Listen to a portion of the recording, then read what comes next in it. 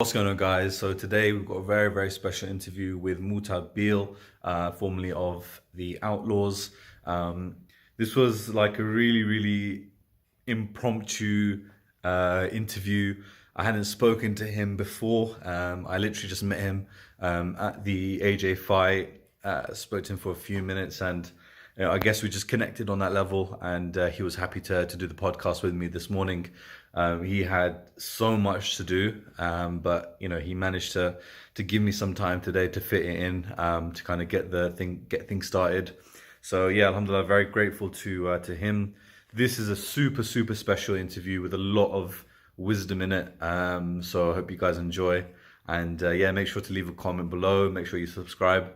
And let me know what your favorite part of this podcast was. And also make sure to check out the website, www.norisk.com, and join the Rizq Taker family. Enjoy.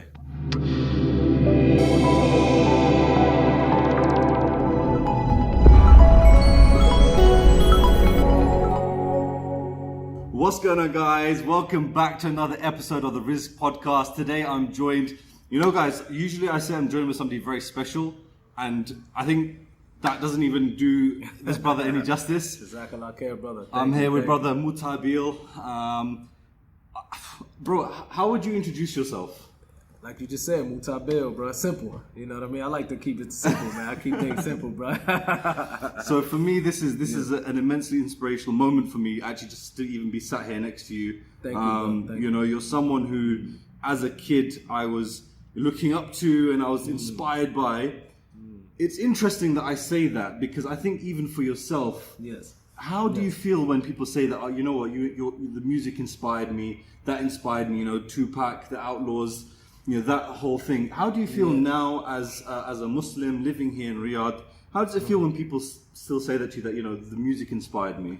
Well, it's first of all, Bismillah wa salatu wa salam ala Rasulullah Muhammad sallallahu alaihi wasallam. It's I'm one of them type of people that I'm a person that we all, and I'm sure you're the same, we know that everything happens from the qadr of Allah. Everything that happens is from what Allah created for us to go through, from His hikmah, His wisdom.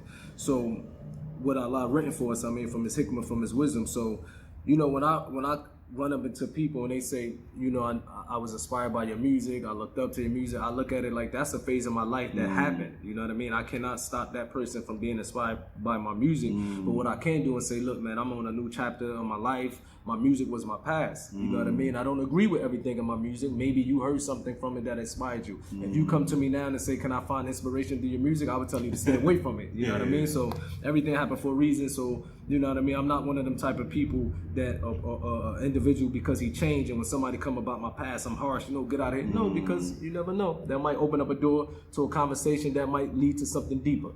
Absolutely, absolutely. Sure. It's interesting actually, because obviously the lyrics within a lot of the music were very kind of, it's easy for me to say it was aggressive, but actually when you actually listen to the lyrics, it was the sound of the feeling of the moment in time and the places where you were coming from. And it's interesting because it's almost like if people get into that music now and then they research who you are now and see who you are now, it's almost like that can still lead to a gateway hopefully, inshallah, to understanding more about Islam, etc. But I wanted to kind of start, we are short on press and time. Brother Mutah is a very, very extremely busy entrepreneur. We're sat in a coffee shop where he's still under construction, and later on he'll be over at Smoky BSQ, which is the restaurant. Sure. Did you try it out? I'm going today, inshallah. Today, so you might see me up there, bro. That's why when you said 3:30, I was like, well, I'm going to be eating burgers at your place at 4. Because I'm going to try to meet you up there. Inshallah. We open at 4, inshallah. I'll be there at 4, inshallah. For sure. So I just want to kind of have almost like a condensed version of the start of the journey. I was listening to some of your talks and lectures, and subhanAllah, you've gone through things that I don't think you would wish on even your worst enemies. For sure. Your parents being killed in front of you by someone who was very, very close. Who was close to my so-called godfather. In Western culture, we have godparents. You know what I mean? So one of the dudes that murdered my parents was my actually godfather. You know what I mean? So these things, qadar Allah ma shafa. Allah is the one who make these things happen from His hikmah, from His wisdom.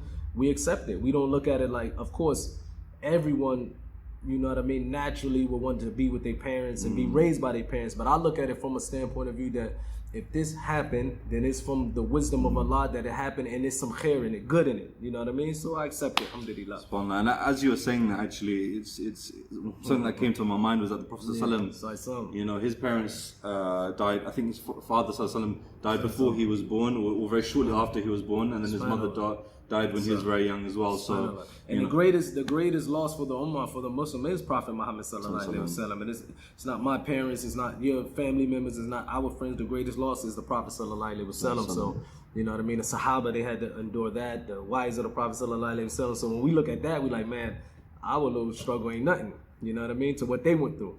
And these are our role models. You know what I mean? You've mentioned Qadr a few times, and when I was listening to your story, Decree. Qadr means decree. Yes. So Qadr is whatever was written by Allah.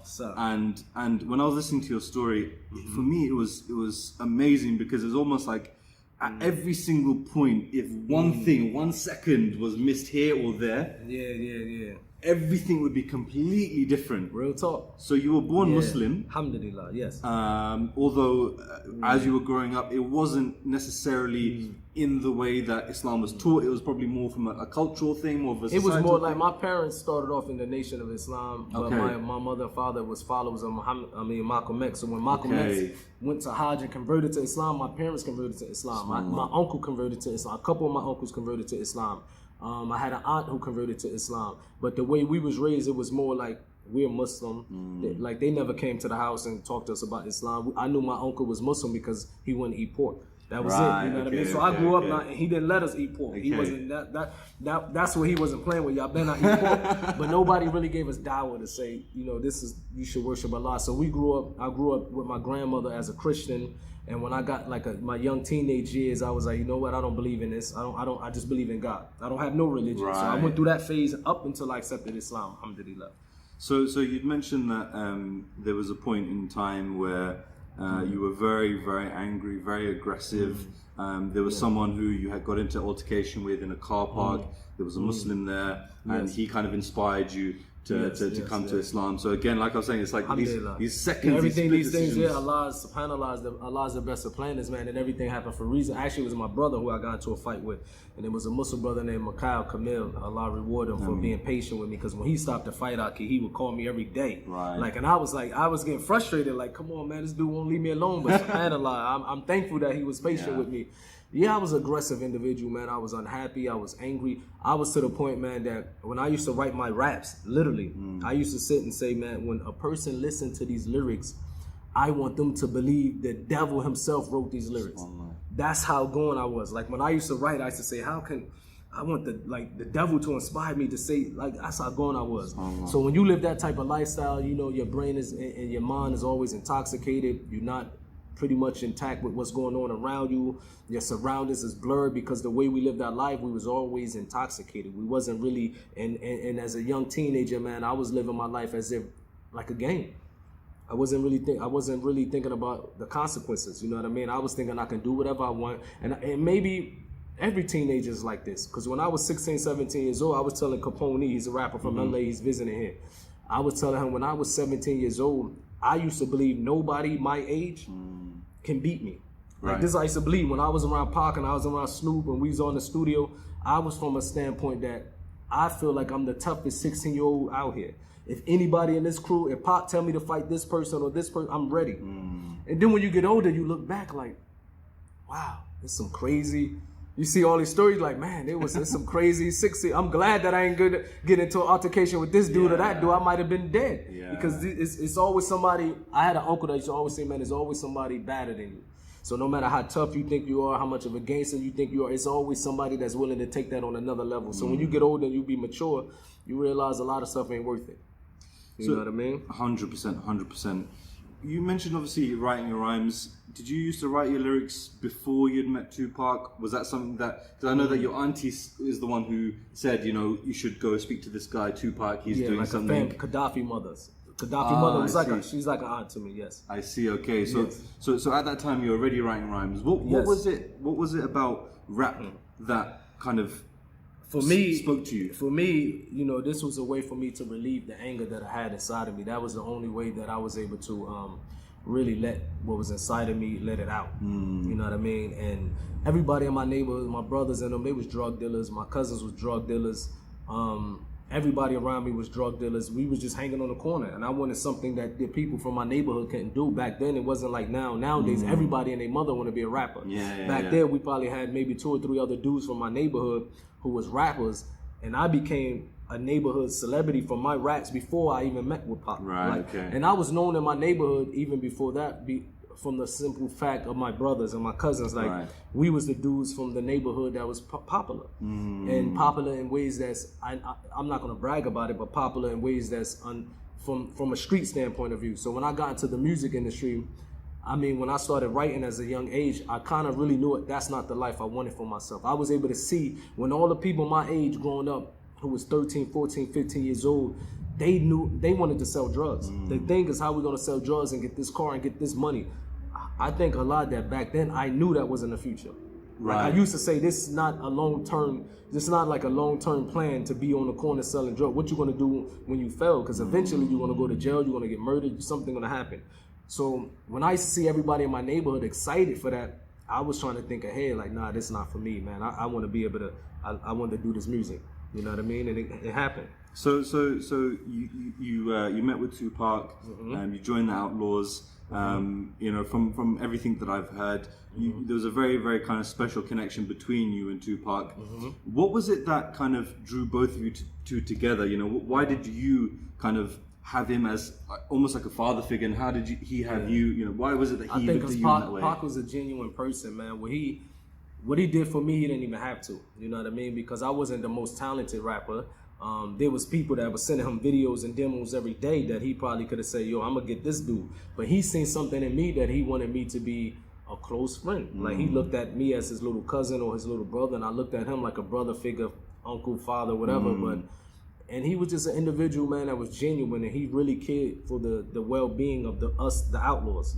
It wasn't like he just want to have a crew and everybody drinking and partying. No, Pac was one of them type of dudes, man, where we used to have to sneak out of his house and we want to go hang out after 10 o'clock, 11 o'clock. Wow. We the Outlaws. And we got to sneak out of this dude's house because he like, y'all in LA. Yeah, he not even a curfew. He just like, y'all in LA, y'all wild, but this is the mindset of the people in LA is different from the streets in Jersey and New York. It's a different type of structure. The streets in LA is based on gangs. And we don't really know that. So we want to just chill and think we can just run the streets. And he like, no, you in LA now. So I need to know where y'all at all times. I don't really know, man. It was just, you know, I was even telling Capone yesterday, like, I remember majority of the members of the Outlaws was related to Pac. So when he used to introduce everybody, I used to be like, man, I ain't even a family member. So he used to be like, this is Edie, my cousin, Castro, my cousin, Gaddafi, my brother, this is Napoleon, my protege. So back then, I didn't really understand the significance of a person like Pac calling me his protege. You know what I mean? I'm like, man, I should have been the cousin. But he looked at me as his protege, and he used to always say it to me, and I didn't realize what he meant by that until later when I got older. You know what I mean? So, like I always say, man, Pac saw something in me that I didn't see in myself. The name Napoleon also came from the fact that Tupac was someone who did a lot of research and studied leadership. And he studied these leaders and, you know, Gaddafi, Hussein, Napoleon, etc. That influence, you know, coming from the streets to now someone talking to you about these other leaders and these other people who the West saw as like the enemies, tyrants. You're right. How did that kind of, you know, open your mind to certain different things? You know, were you very much in the sense of like, you know, USA, Team USA, and now all of a sudden your mind is opening to other things, you know? How did that kind of affect you? I think it was different because, you know, coming from the neighborhood, unfortunately, in the inner city, we have a lot of brilliant minds, a lot of people within the inner city that are very intelligent, but for some reason, when you grew up in our neighborhood, intelligence is almost a sign of weakness. So people don't want to show that. So when I went around Pac, he was an individual that he come up from the Black Panthers Party. He had street connection. You know what I mean? He hustled a little bit. He know the streets. He was out there in the streets in Oakland and Baltimore. So this was the first time I seen an individual who come from like the hood, from the street, but is heavy into books. You know what I mean? Because like I said, when I was growing up, if you go on a block and read a book, everybody will clown you as a nerd. So this was the first person who was into reading. He wasn't ashamed of it. You know what I mean? So when he was coming up with Napoleon and Gaddafi, that was the first time I heard these names. So I had to go research, like, why did this person call me Napoleon? Like, when Pac first got out of jail, he gave me 2 books, and I'm kind of mad I didn't read them all at that particular time. He gave me the book of Machiavelli, Sun Tzu, The Art of War, and Machiavelli. And he came to me, he said, these 2 books is what got me started where I'm at, Moo. I want you to read it. See, these things, when he was giving me these games, back then I was like, okay, I ain't even read them, you know what I mean? But, you know. It's one of those things when you're young, you don't appreciate what you have until later on, isn't it? When you start thinking like, man, Pac was lacing me, and I was like, man, I didn't, you know what I mean? He was really trying to make me his protege, and I wasn't hearing it. So it's quite interesting. So anyone who's listening out there who is 16, 17, 18, these are 2 books that were recommended to Brother Mutah from Tupac at that time. So definitely go check those out. And I think these books, of course, from a secular standpoint of view, we're not trying to say, you know what I mean, you still, especially for our Muslims, you got to still, you can't take everything in the book and think you can implement it in your lives, because some stuff is against what we believe in, you know what I mean? Absolutely. But it's good to read. It's good to read, whether there's book about secularism, it's books about education, Islamic books, of course. We, in our deen, the first revelation was Iqra, read. It doesn't just say read it. Religious books. We should read anything that can help us better people in this dunya without compromising our religion. So it's important, inshallah. SubhanAllah. You know what I mean? So I don't want to go into kind of too much detail. Again, you know, inshallah, we'll have another podcast where we have a lot more time to kind of spread things out. But there's obviously a very pivotal moment in your life when Tupac was shot and killed. Now, there were 6 days where he was in hospital. Can you just tell us a little bit about what was happening over that period of 6 days? You know, how were you feeling as you know, your older brother, someone you're looking up to, is now shot? And he was shot before, and he came through, right? And that's why when he got shot the second time, I looked at it like he was going to make it again. You know what I mean? Because, you know, I'm only 17 years old. I looked up to Pac at that particular time. Like, the way he was moving, I used to feel like, man, he's untouchable. You know what I mean? So when he got shot and he was in the hospital, you know, I think it was like the 2nd day or the 3rd day that I was able to, because they did some emergency surgeries on him. So his mother didn't want too many people coming in the room besides herself and like her aunt, her sister. So one day, I think the 2nd day, I was able to go in there. And when I seen him unconscious and the way he was just set up, I knew it wasn't like, because the whole time I'm thinking he's in there, because Mopreme, when he came out, he was like, Pac was shaking the bed like he was trying to tell him something. So, but when I got in there, he was unconscious. You know what I mean? So, and the way he was looking, I knew that it was real. Like the way he looked, I mean, the way his situation was, the situation he was in, for lack of better words, I knew that this was serious than what my mom was able to grasp. You know, from the outside looking in, I was just imagining that he's just probably, you know, taking it easy, had the surgery. But when I seen him in that state, I knew it was like, this is real, you know? And did that moment, I mean, how important was his death in terms of where you are now and the man you are today? His death is one of the things that I think for the first time, it hit me. You know, growing up, I lost many loved ones, many friends. But to be, like, I was really close with Pac to the point that myself and the rest of the crew, the Outlaws, we lived with him. It wasn't like he was like, you know what, this is my house. He was the type, if he go get a house, he would make sure there's enough rooms that we all have our own room. This is how he was thinking it. And he was going to build a compound. He was going to buy land in Atlanta. He was going to build a house for me, for Gaddafi, this was his dream right before he passed away. So it was hard to just wake up one day in his house, because when he died, we had to go back to LA.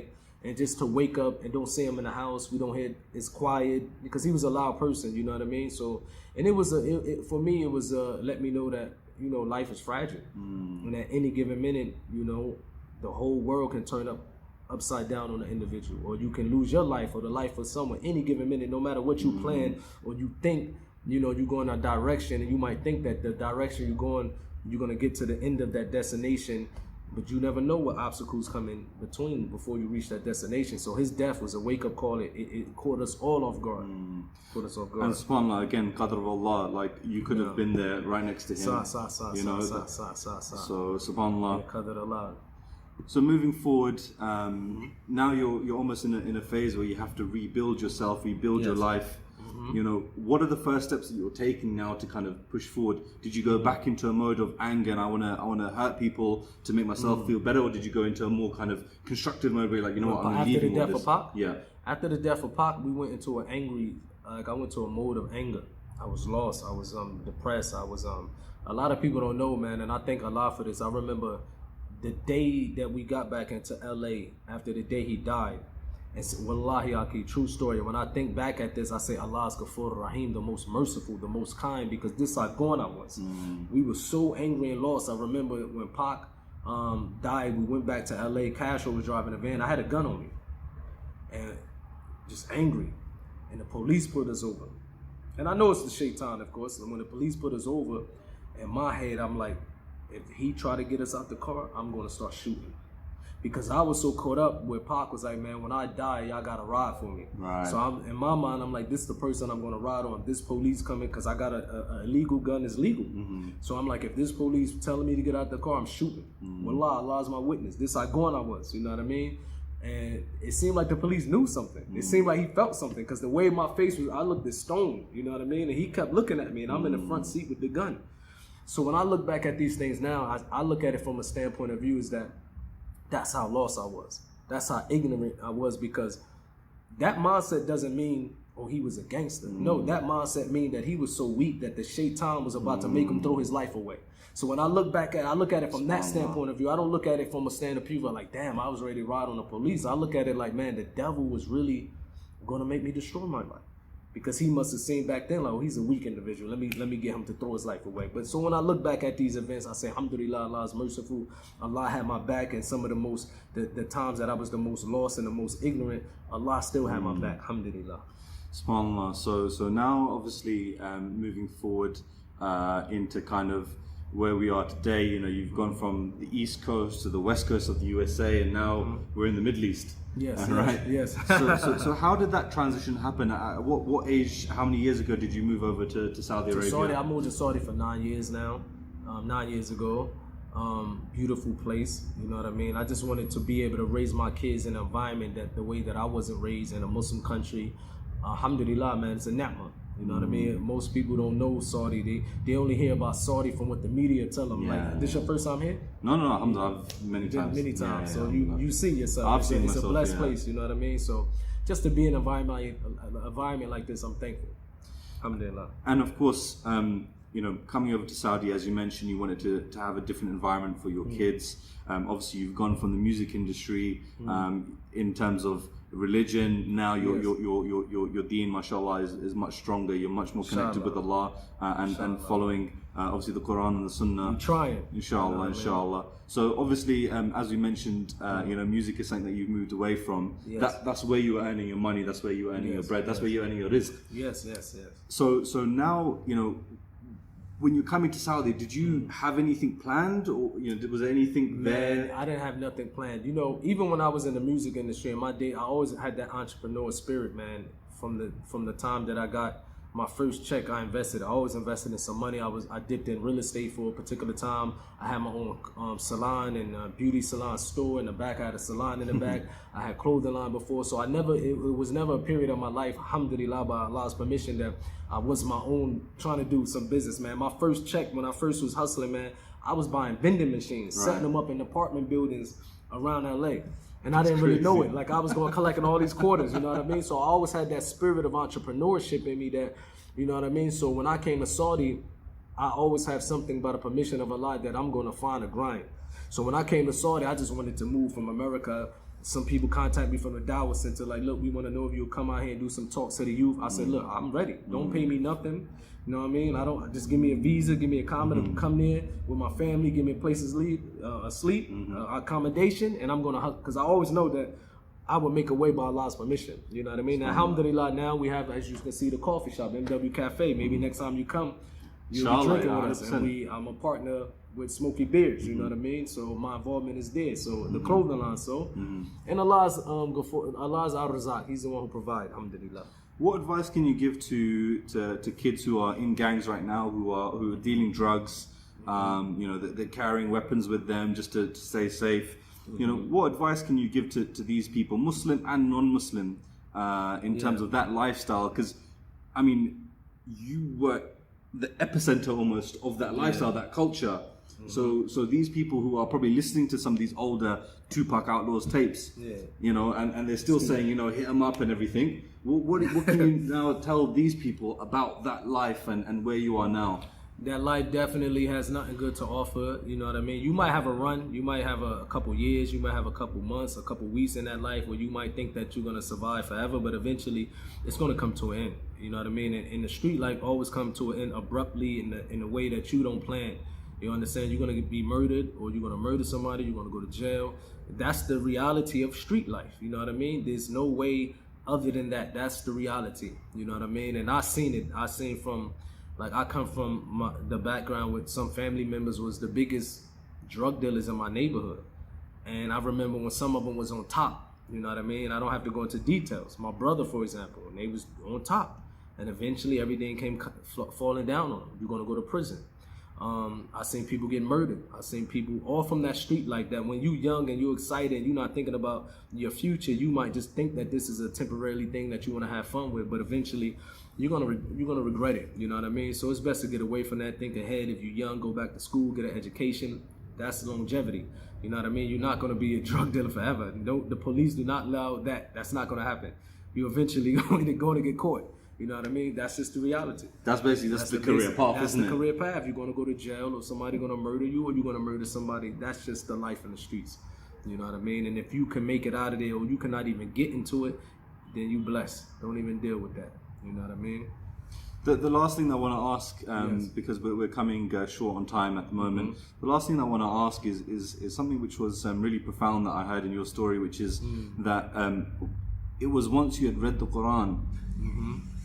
Being a lyricist, you read the Quran, and you were like, this cannot be from a man. Exactly, Aki. Because, you know, and not to put down anybody, other beliefs or whatever, but there's books, from beliefs that I read coming up before I accepted the religion of Islam. I used to be in church heavy. My grandmother used to make us go every Sunday. I really only went for the hot chocolate. That stuff's good, I ain't gonna lie to you. That's a good hot chocolate. So I only went for the snacks, really. But I read the books. And in the books, I always say, man, this sounds like a man wrote it. But when you read the Quran, even though it was an English translation, just the way the words and the way that they put together, you know for a fact that this is from your creator. Like a man would not think like this. You know what I mean? So when I read the Quran as like you said, as a writer, as a poet, as a rapper, whatever the people want to label me, when I read the Quran at that particular time, I said, these are not the words of a man. You know what I mean? And that's what made me say I'm ready to become a Muslim. And is there anything that people can take in terms of maybe not just from the lyrics? What is it about Islam that gives you peace and makes you know that this is the truth and that we should follow it? It's clear, Aki. You know what I mean? Allah is the creator of the heavens and the earth. He's not asking us to worship a man. We don't worship Muhammad. We don't worship Jesus. We can just look at the creation. Allah don't want to put the sun in the sky, put the moon, put the stars. And Allah tell us to look at the creation. If we are in doubt, look at ourselves. Look at Allah created us. If we're in doubt, look at the creation, man. So when I accepted the religion of Islam, honestly, brother, it was the first time that I was happy. Like, I had members from the Outlaws that they used to hit me up. My man Quim, for example, he was our producer. He said, man, I never saw you smile until you became Muslim. And I said, this is from Allah. This is because for the first time in my life, I accepted the religion of Islam. I didn't have to go get drunk or get high just to feel like, feel good inside. You know what I mean? The deen, mashallah, is easy. You pray to your Lord, you slip, because we all gonna fall short, we all gonna commit sins, and we do tawbah. Allah Ghafur Rahim. So that's the guideline. I always try to remind myself, man, when I do slip, try not to make it a habit. Immediately ask Allah to forgive me. I try my best to do that. I try to always ask Allah to keep me on the straight path. I always ask Allah, please do not let me go astray after guiding me to your religion. That's a very important dua that I make, because I don't want to go back to that life. You know what I mean? So we ask Allah to give us all firmness. Ameen. Allah says in the Quran, "Wal asr innal insana lafi khusr," which is verily by time mankind is in loss, and we are out of time. Let's end it there, inshallah. We'll do it again in the future, inshallah. Whether it's in London or in Riyadh, inshallah, it'll be a blessing, inshallah. Thank you, brother. Thanks so much, man. Take care. Assalamu alaikum. You too, brother. Peace.